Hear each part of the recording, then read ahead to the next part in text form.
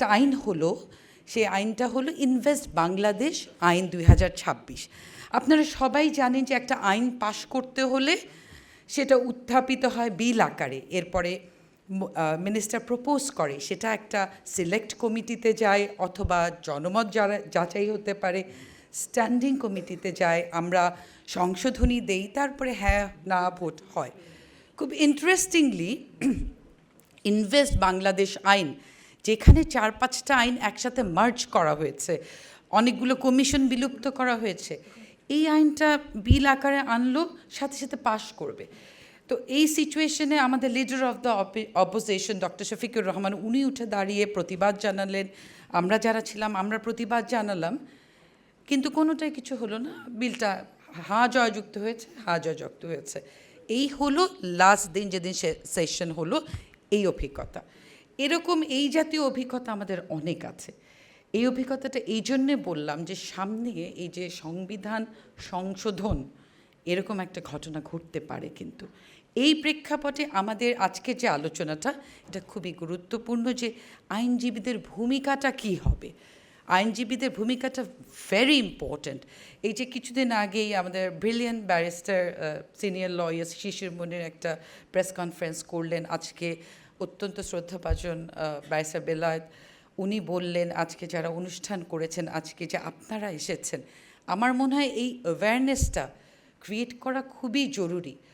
সংসদে treasury bench সরকার সংখ্যাগরিষ্ঠ, হ্যাঁ ভোট জয়যুক্ত হবে, কিন্তু এটা তো আসলে আমাদের জুলাইয়ের স্পিরিট ছিল না। ইফ ইউ রিমেম্বার যে জুলাই কি একটা সরকার বদল, শুধু ফ্যাসিস্ট বদল?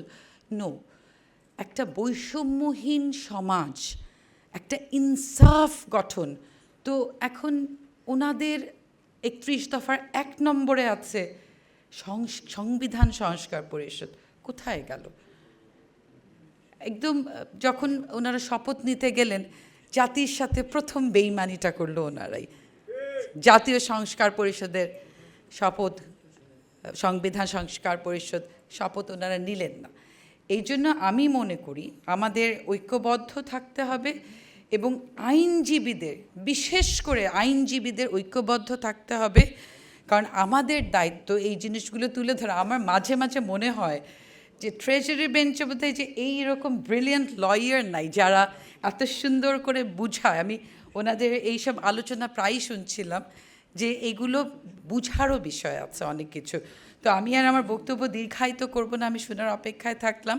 আপনাদেরকে ধন্যবাদ। এবং একটা কথা বলে যেতে চাই, যেহেতু আমি একজন সংসদ সদস্য, আমরা চেষ্টা করব সংসদে, যদি সমাধান সংসদে না হয় তাহলে অবশ্যই হবে রাজপথে।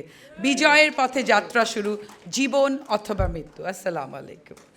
চ্যালেঞ্জ মোকাবেলার জন্যে কনসাসভাবে যা আলোচনা আসছে, আমি এটাকে এভাবেই গ্রহণ করেছি বা বলতে চাই। 2টা পথ আমার কাছে পরিষ্কার। 1 নম্বর হচ্ছে যারা বর্তমানে, যেটা ঝুঁকি কম, জনগণের জানমাল নষ্ট হওয়ার আশঙ্কা কম এবং শান্তি নষ্ট হওয়ার সম্ভাবনা কম, অনেক রক্ত দিয়েছে জাতি। কাজেই যদি বর্তমান শাসক গোষ্ঠীর ট্রেজারি বেঞ্চ অনুভব করেন, বুঝেন যে জনগণের দাবিটা মেনে নেওয়া উচিত, তাহলে এটা সহজ পথ। দ্বিতীয় পথটি অত্যন্ত বন্ধুর, কঠিন সংগ্রাম মুখর। যদি উপলব্ধি করতে ব্যর্থ হন, সে পথে জনগণকে আবার মাঠে নামতে হবে। আমি এটা বুঝেছি। দেখেন, কাজের কাজ যেটা করেছে, আপনারা বর্ণনা শুনেছেন, সারা বাংলাদেশের হাজার হাজার মানুষের আত্মাহুতি, লক্ষ মানুষের পঙ্গুত্ব এখনও দাগ শুকায় নাই। সেই বিচারের প্রক্রিয়া, এটা ছিল সর্বপ্রথম দাবি। এই সনদ হওয়ার পূর্বেও এটা গোটা জাতির কনসেনসাস ছিল, খুনিদের বিচার করা, বিচারের আওতায় আনা, আর যেন কোনো স্বৈরশাসক খুনি তৈরি না হয়। এত ধীর গতিতে বিচার প্রক্রিয়া চলছে, জাতি আশা ব্যক্ত করতে পারে না। অত্যন্ত হতাশাজনক। এই খুনের সাথে বিভিন্ন বাহিনীর সাথে ছাত্রলীগ, যুবলীগ, কৃষক লীগ, শ্রমিক লীগ, তাদের দলীয় গুন্ডা বাহিনী অস্ত্রশস্ত্রেরা যখন হত্যা করেছিল, মাত্র 25 জন অ্যারেস্ট হয়েছে। আপনারা আজকের আমার দেশ পত্রিকা দেখবেন। এত হাজার হাজার খুনি কীভাবে পালিয়ে গেল বা আত্মগোপনে আছে, সেদিকের সাকসেসের হিসাব তাদের কাছ থেকে নাই, বরঞ্চ জনগণের রক্তে যে সাকসেস এসেছে এবং জনগণের যে প্রত্যাশা ছিল সে সময়ে সেই সমস্ত কমিশনগুলি বন্ধ করে দিলেন। আমি আপনাদের শুধু দুটি কথা বলে শেষ করব। সে হচ্ছে, আপনারা তো কম সাফার করেন নাই।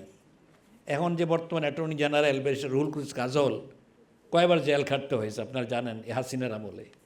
মোহাম্মদ আলী বর্তমান বারের সেক্রেটারি বহুদিন, বহু সপ্তাহ, মাস সুপ্রিম কোর্টের রুম থেকে বাইর হয় নাই, ঘুমাইছে এখানে, থাকছে এখানে। আর তাদের নেতারাও দেশান্তর ছিল। কি করে ভুলে গেলেন আপনারা এই নির্যাতনের কথা? কাজে আইনজীবীদের কাছে একটাই মেসেজ, যদি তারা সোজা পথে না আসে, অতীতের শিক্ষা নিয়ে সারা বাংলাদেশের আইনজীবীদেরকে ঐক্যবদ্ধ করে এই অন্যায়ের প্রতিরোধ করে চলতে হবে। জনগণের দাবি মানার জন্য বাধ্য করতে হবে। আমি আশা করি অতীতের গৌরবোজ্জ্বল ইতিহাস থেকে আইনজীবীরা সে পথে আবার এগোবে ইনশাআল্লাহ। আমরা শপথবদ্ধ, আমরা কোনো অন্যায়কার প্রশ্রয় দেব না। আমি আইনজীবী বন্ধুদেরকে এ পথে এগিয়ে আসার জন্য, ঐক্যবদ্ধ হওয়ার জন্য আহ্বান জানিয়ে সবাইকে ধন্যবাদ জানিয়ে আমার কথা শেষ করছি। আসসালামু আলাইকুম রহমতুল্লাহ বারকাতুহু।